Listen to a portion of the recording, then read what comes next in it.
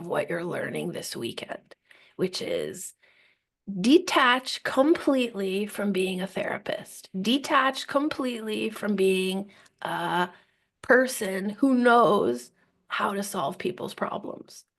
I know it's counterintuitive because here we are saying, well, I'm the fixer, I'm the one who knows how to do it. You can't do it without me. So, yes, our public persona is confidence in our problem solving ability.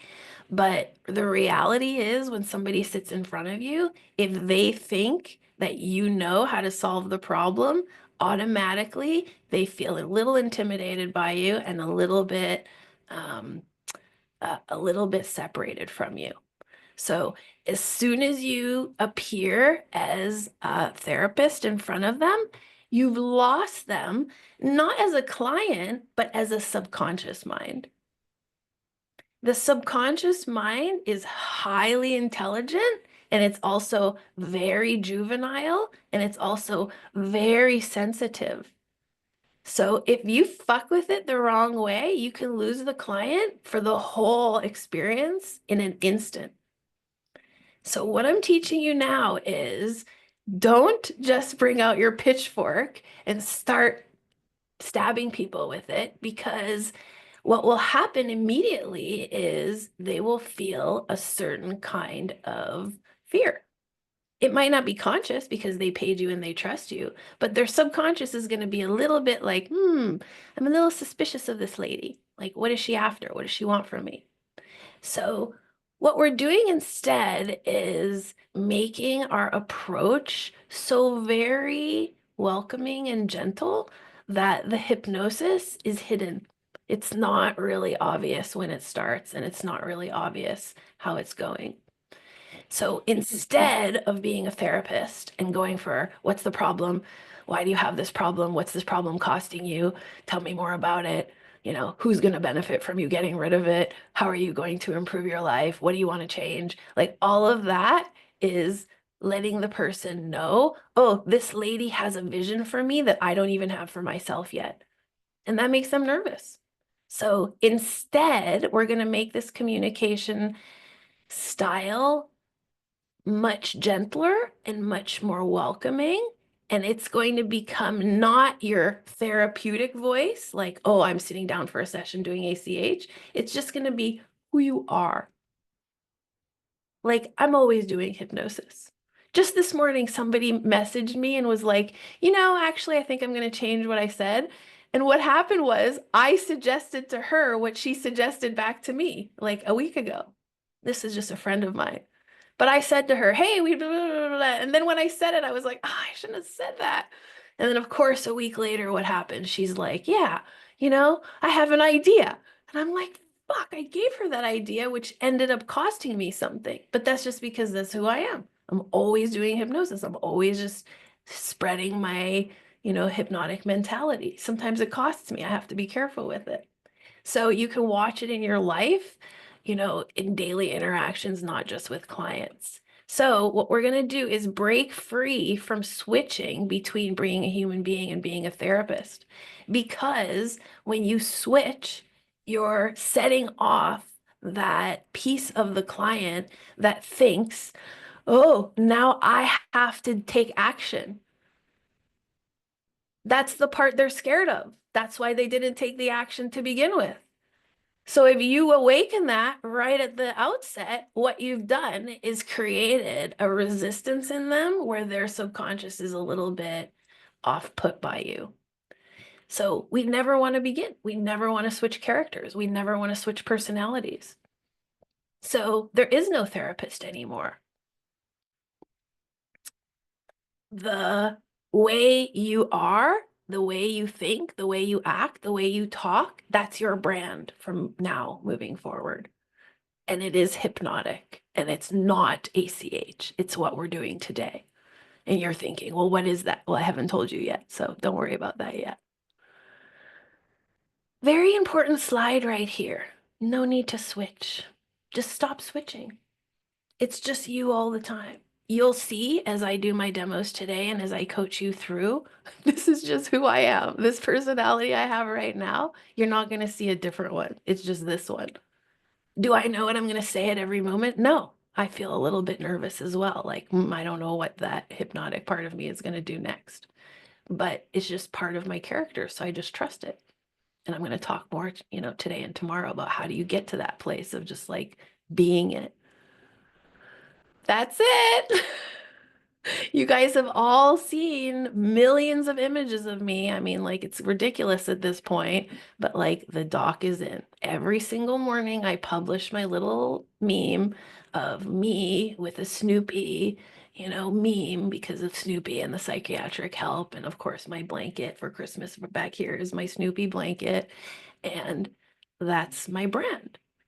The doc is in. I'm always wearing my glasses. I'm always wearing like a light colored sweater. It's like every holiday, I have a different little guy behind me, and it's becoming a thing people just know, well, that's her.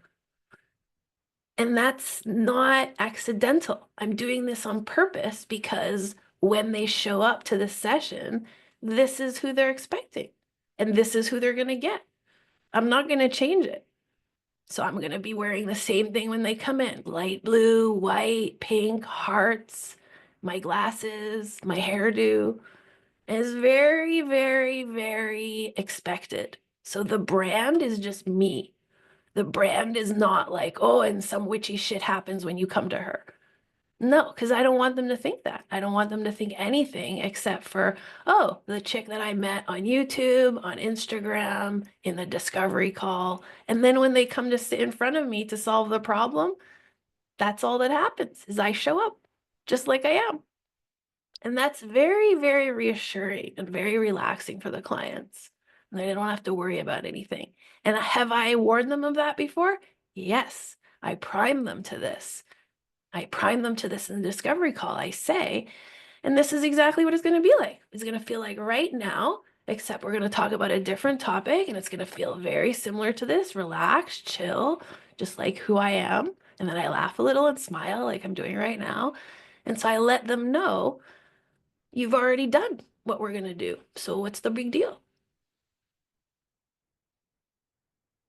So I don't try to be hypnotic. I don't try to create change. I just be me, which is I am being hypnotic. I am hypnosis, is another way of thinking about it. So the hardest part to get with conversational hypnosis is learning to be okay with not knowing what's going on. I don't know half the time if the session is progressing, if we're making progress. I don't know what the next question is going to be. I don't know what the next even area of questions is going to be. Very, very often, and really pay attention to what I'm about to say, very often I think in my head, I don't know what we're doing. And then I feel a little nervous. And then I remind myself when I'm feeling a little nervous, that's okay. It's worked all the other times. Just keep going. I don't understand that. And I admit that I don't understand it, and that's fine. It's okay that I don't, but it's very important that I be realistic about the fact that that's my job to not know. And so that's why I asked you at the beginning, like, okay, what are the training problems that you have with ACH? Okay, one is I don't know what the next question is. Okay, so now my answer to that is why do you even care? Why are you even invested in that? Why don't you own the fact that we don't know and we're not going to know and we don't need to know? So instead of concentrating on the job or on the hypnosis part, we're just going to concentrate on the communication, on being you, being present, with nothing being obviously therapeutic about it. So you can forget about what question do I need to ask, because then you're thinking, how do I help this person? But you don't know how you're going to help them because it's all happening in the unknown. So why are you asking that? See how tricky that is? It's really tricky. Okay, so what's the alternative to knowing? The alternative to knowing is this weightlessness. And I chose a kid for this picture because a child is even more ignorant than the grown-ups that I started with in those first motivation pictures. Like a kid really is just a little Buddha. They just live in the moment, in the joy, in the feel. This is a level 2 feeling right here. When you leave the course tonight and are lying in your bed thinking like that wasn't, very concrete, I don't know what I learned, think back to this image. This is what it is. This is what we're going for. I mean, it's really hard for me as a trainer to explain, weightlessness or to interpret what I see Milton Erickson doing when I'm watching, but this is what I see. Is like he's not really attached to people. He's not really attached to this earth. He's not really attached to a method. He's not really attached to even himself. He's just like in a peripheral interim quantum experience, and it has no destination. That's why it works like this. So like this is the vibe from him. I know it's hard to put into words. How do we create it? Well, one way to create it is to just show up.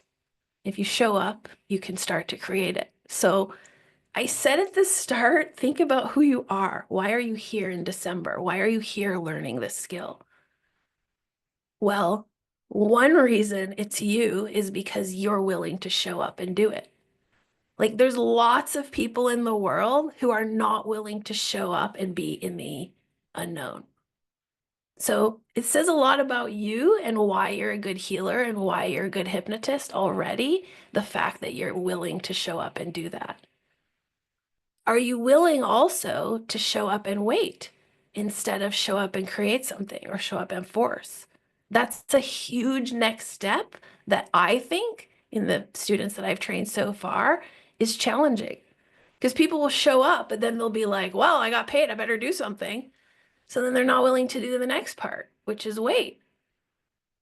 So we need to do both, show up and wait. Don't try to be good. Don't try to be right. Don't try to be wrong. Don't try to be anything. Do not plan an exit strategy. Do not plan this person's future. Do not force them to change.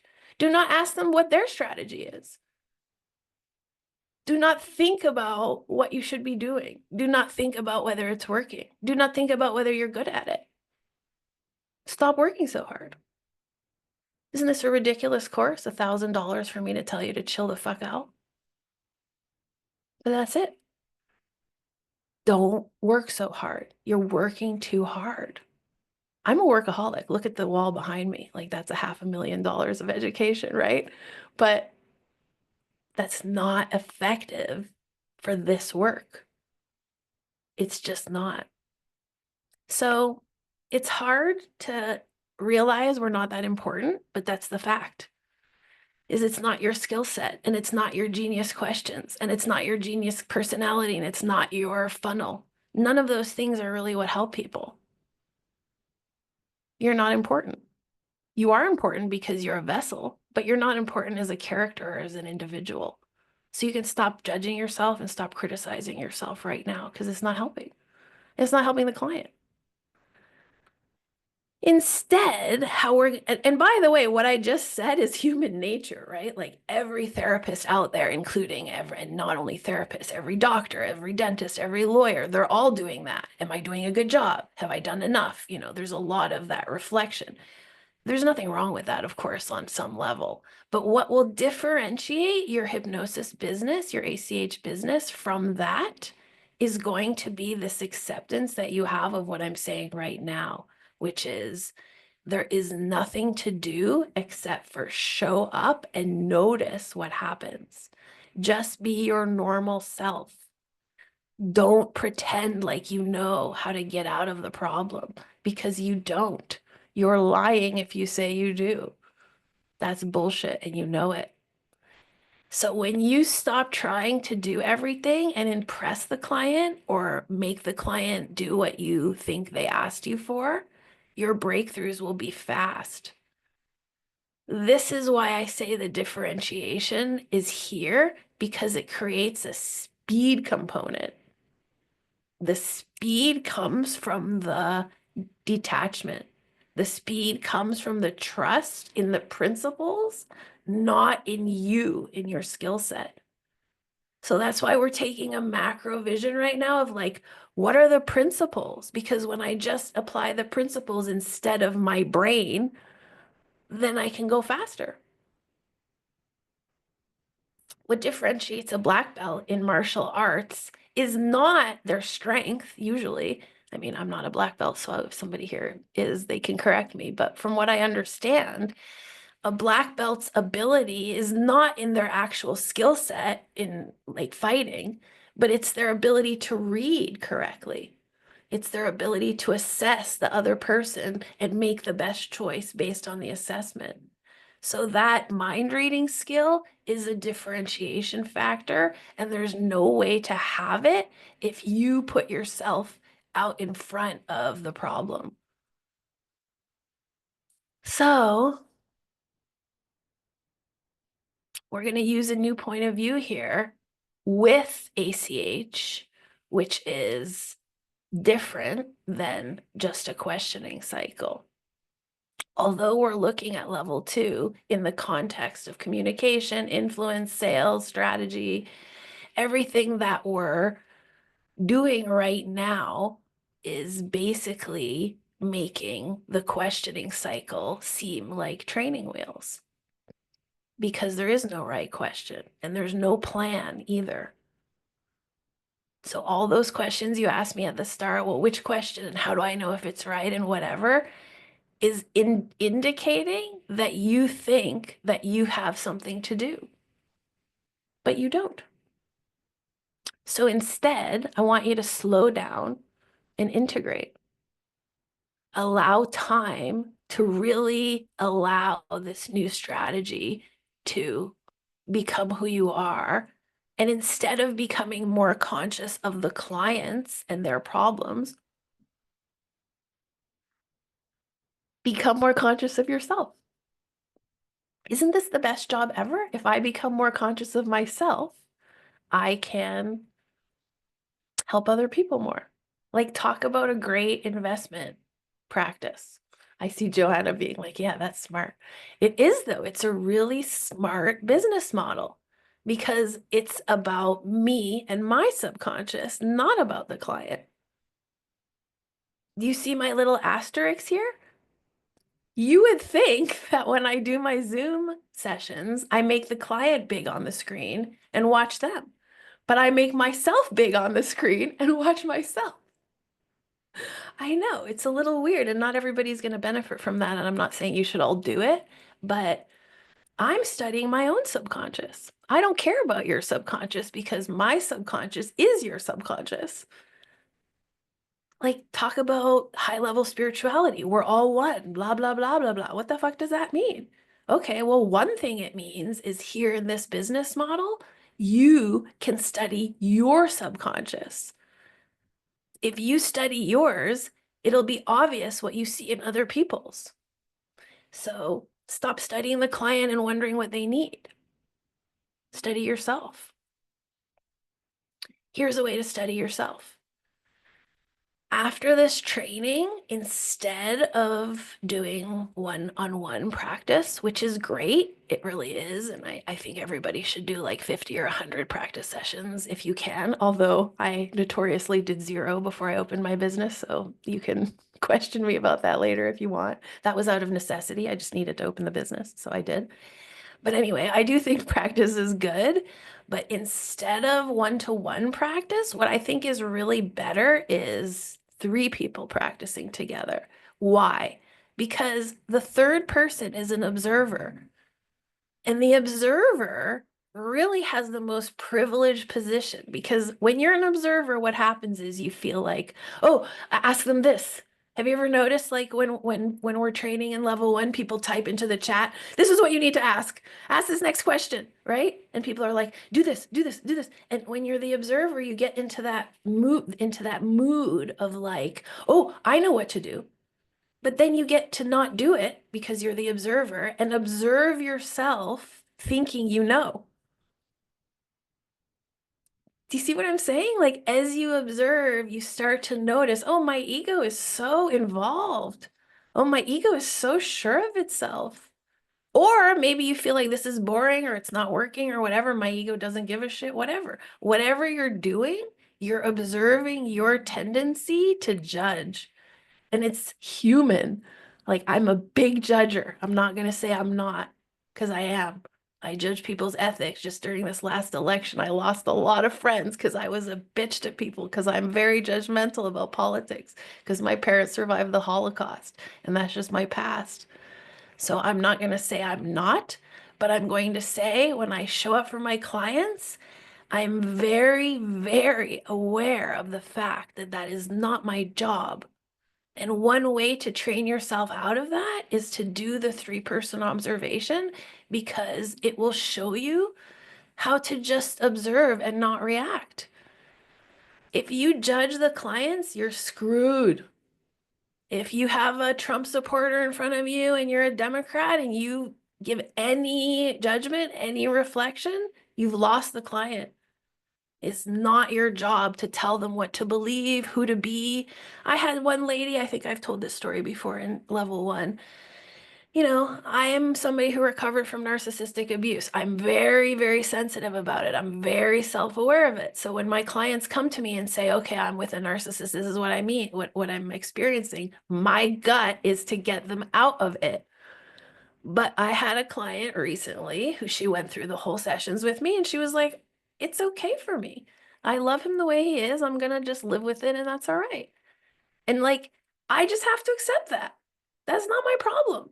That's what she wants. She's happy. She's made a decision that's self-aware for her and she wants it that way. So she can have it. That's okay. I cannot judge her. So what we want from this is to do nothing but ask questions and just notice what happens. Concentrate on the unconscious moment. Concentrate on what you're hearing from the client, not what you think needs to happen next. And this is the funnest part. When you get detached, when you get to that place of allowing instead of forcing or instead of being in front if you're behind. I mean, and I don't love that language because we are in front and behind at the same time. But what I mean is when we can be detached from the scene, then you can really throw anything out there, like anything. And that's the most fun when you are really trusting yourself to say whatever. So we want to just get to that place of like throwing something at the wall and just see what happens. No pressure, no expectation. This is the key to the speedier breakthrough. Therapy is only about creating choice. The only problem we're solving is their inability to not have a choice. The context of the problem is not the important thing. The size of the problem is not the important thing. The outcome is not the important thing. The only thing is choice. So this takes pressure off of me because all I'm doing is loosening, not fixing. The fixing will come from the loosening. So if I can trust that fully, then there's less pressure on me to get anything done, so to speak. So I'm not looking for an outcome. I'm not looking for a solution. I'm just reading the subconscious, which in other words is reading unconscious moments. Once we find enough unconscious moments and gather them up together, the outcome will appear on its own. So this is what you're going for. Chill. This is another image I picked of it. Just glide.